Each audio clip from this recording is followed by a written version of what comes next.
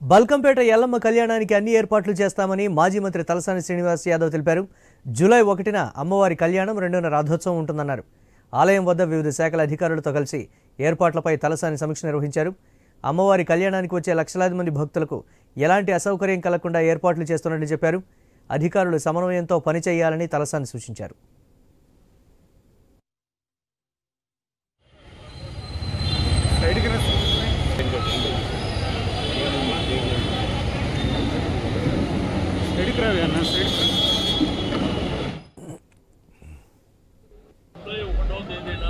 బల్కంపేట ఎల్లమ్మ వారి కళ్యాణం, అమ్మవారి కళ్యాణం 2014 ముందు మామూలుగా ఈ ప్రాంతంలో జరిగేటువంటి కళ్యాణం ఈరోజు అంగరంగ వైభవంగా రాష్ట్ర వ్యాప్తంగా కాకుండా విశ్వవ్యాప్తంగా కూడా లక్షలాది మంది సమక్షంలో జరిగేటువంటి ఈ యొక్క కళ్యాణం ఏర్పాట్ల విషయంలో మరి ప్రభుత్వ సహకారంతో పాటు అన్ని డిపార్ట్మెంట్ల సహకారం తీసుకొని అంగరంగ వైభవంగా భక్తులకు ఎటువంటి ఆటంకాలు ఇబ్బందులు లేకుండా అన్ని జాగ్రత్తలు తీసుకోవాలన్న ఉద్దేశంతో అందరు అధికారులతో మరి ఇప్పుడు